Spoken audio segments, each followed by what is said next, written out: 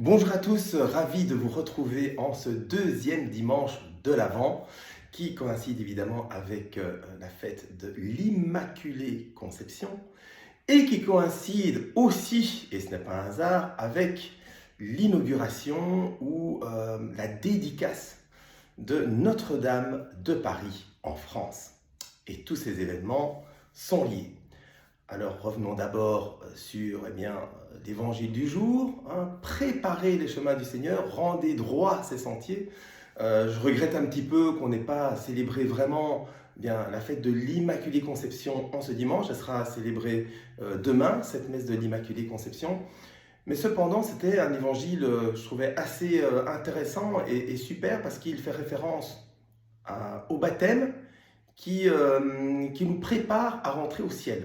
Donc, pour moi, c'était vraiment ça. Et on peut se poser aujourd'hui la question, est-ce que dans mon âme, je prépare le chemin au Seigneur, ou le chemin du Seigneur, pour que le Seigneur grandisse en moi? Effectivement, notre cher Père Édouard nous a rappelé que notre baptême, qu'à partir de notre baptême, Jésus grandit en nous et qu'il va arriver à son apogée vers la gloire. Donc, ce qui était un petit peu retracé dans les deux lectures du jour, si vous avez été à une messe Vatican II. Je ne sais malheureusement pas si c'est passé à une messe traditionnelle, que j'aime beaucoup aussi, les messes en latin traditionnelles. Mais voilà, en tout cas pour ceux qui ont été à la messe Vatican II, c'était cela. Donc, préparons-nous le chemin au Seigneur, et évidemment, comment le préparer suite à notre baptême? C'est par une confession. Et d'ailleurs, j'ai été moi-même le confesser aujourd'hui. J'essaye d'y aller chaque semaine. Je n'avais pas pu y aller la semaine dernière, j'étais à l'étranger. Mais j'ai été cette semaine et je me disais, chaque fois que je vais me confesser, d'abord c'est super parce que je prépare alors mon âme à recevoir le Christ immédiatement après. Effectivement, dans notre paroisse, on a la chance d'avoir un prêtre qui confesse pendant la messe. Donc vous pouvez quitter votre siège, aller vous confesser au prêtre, et puis aller dans la paix recevoir le corps du Christ en état de grâce, en tout cas on l'espère, comme Jeanne d'Arc. Si j'y suis, que j'y reste. Si je ne le suis pas, que Dieu m'y mette dans l'état de grâce. Donc voilà, on est très très proche en tout cas de l'état de grâce pour faire communion avec Jésus-Christ et puis après ça, essayer de vivre notre vie quotidienne avec lui. Voilà, donc si vous voulez préparer le chemin au Seigneur vers la Noël, je vous conseille au moins une fois d'aller au sacrement de réconciliation pendant cette période de l'Avent pour vivre un Noël où vous allez accueillir Jésus, Jésus vraiment incarné. Et justement, si on parle de l'incarnation, j'ai déjà fait une vidéo dessus, pas hyper complète, mais on a déjà abordé ce sujet. L'incarnation, on l'évoque dans le credo, Jésus s'est fait homme, et il s'est fait homme via quoi? Via Notre-Dame, la très sainte Vierge Marie. Alors il faut savoir que l'Immaculée Conception est un dogme de foi. Un dogme, ça veut dire que c'est quelque chose sur lequel on ne revient pas, c'est comme ça. D'ailleurs, la Sainte Vierge l'a confirmé à notre Sainte Bernadette Soubirous à Lourdes, donc de sud-ouest de la France. Et donc, effectivement, Marie est le premier tabernacle divin. Effectivement, c'est en Marie que Jésus, que la Sainte Trinité a décidé d'envoyer le Fils, qu'on va appeler Jésus ensuite, pour qu'il grandisse pendant 9 mois comme tout homme, et puis qu'il est venu au monde. Et l'incarnation commence bien dès la première seconde de fécondation. Alors Marie, elle n'a pas été fécondée comme nous, elle est vierge, donc elle a été fécondée par l'Esprit Saint.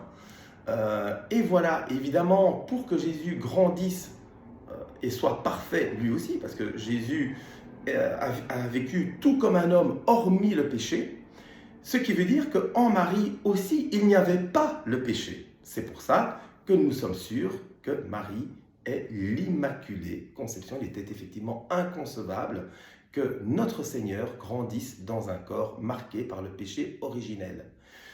Péché originel, encore une fois, que vous pouvez évacuer, les amis, en vivant le baptême. D'accord? Donc si vous n'êtes pas baptisé, vous regardez cette vidéo en vous demandant, mais tiens, c'est qui un peu ce black-là qui parle un peu de Jésus 10-20 minutes tous les dimanches et qui nous dit d'aller se faire baptiser. Pourquoi se faire baptiser? Eh bien parce que le baptême vous donne le pardon des péchés, pas uniquement du péché originel, mais si vous faites votre baptême en tant qu'adulte, eh bien vous êtes pardonné de l'entièreté de votre péché, plus du péché originel. Après, il vous appartient dans votre vie quotidienne, en suivant le Christ, à essayer de vivre dans la grâce. Et évidemment, nous tombons tous, moi le premier. Et donc, si nous tombons, allons nous confesser, allons nettoyer notre âme. C'est le plus important parce que, les amis, je vous le répète, notre vie ne s'arrête pas ici. Notre vie est éternelle. Notre vie d'éternité commence ici et se prolonge après.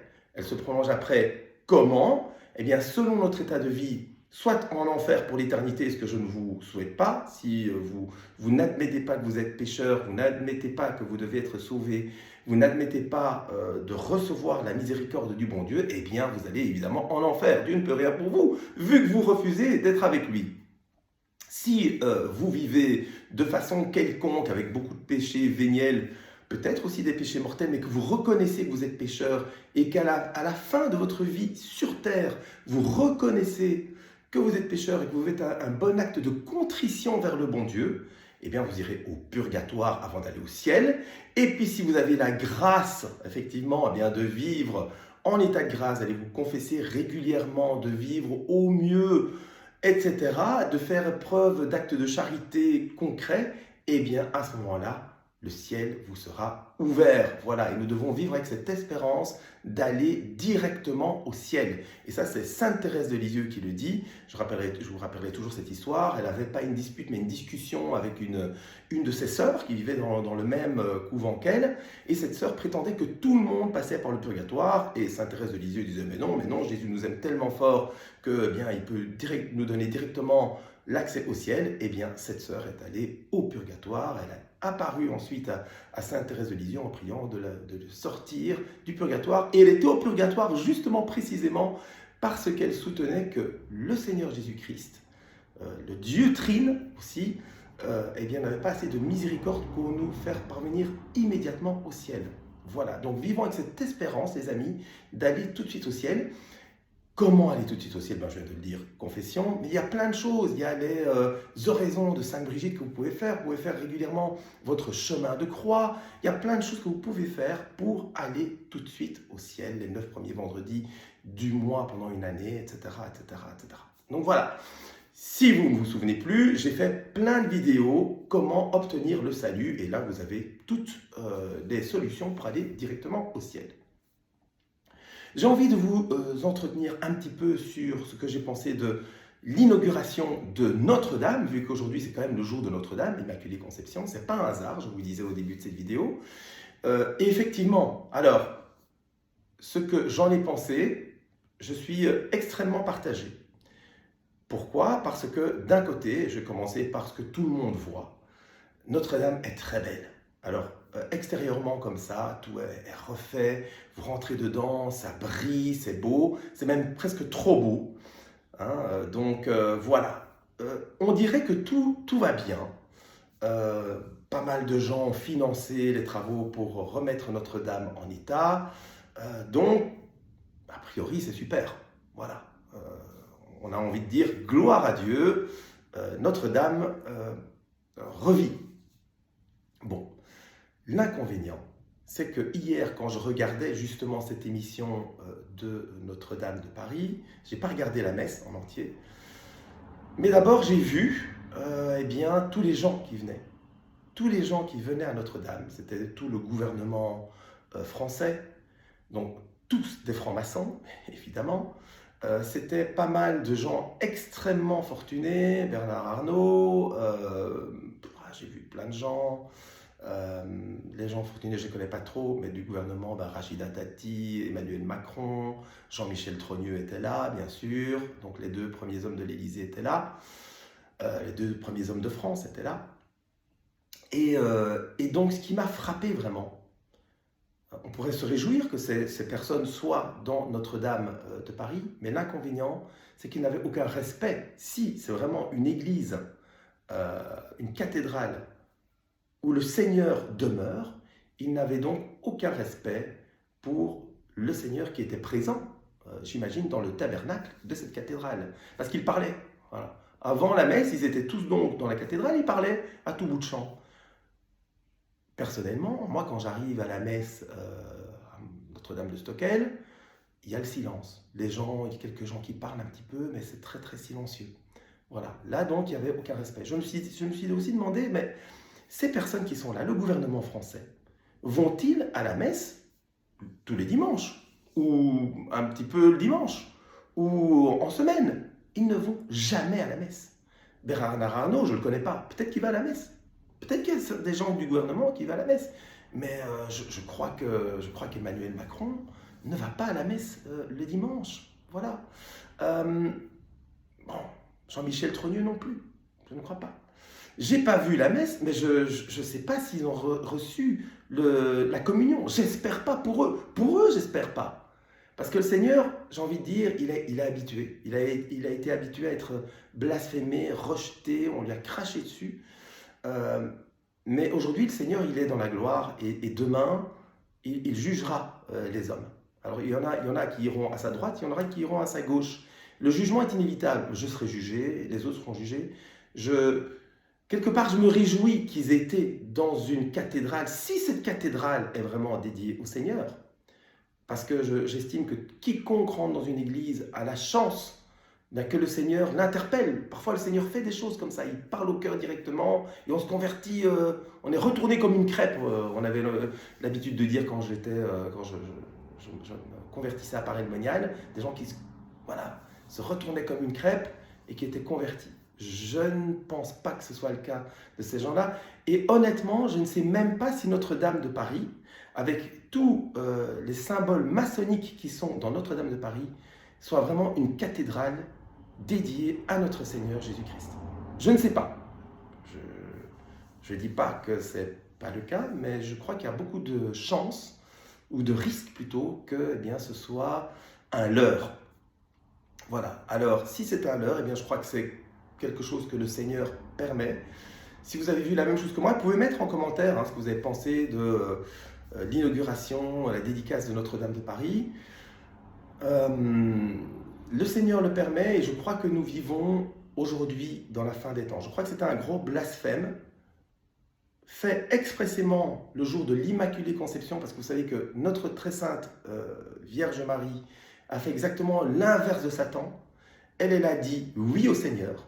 Elle a dit que ta volonté soit faite, je suis la servante du Seigneur, qu'il me soit fait selon votre parole, dit-elle à l'archange Gabriel.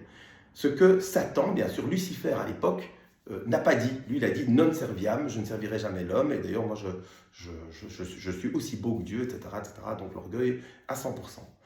Donc c'est pour moi une espèce de pied de nez de Satan à notre très sainte Vierge Marie, mais j'ai envie de vous dire, ne nous inquiétons pas.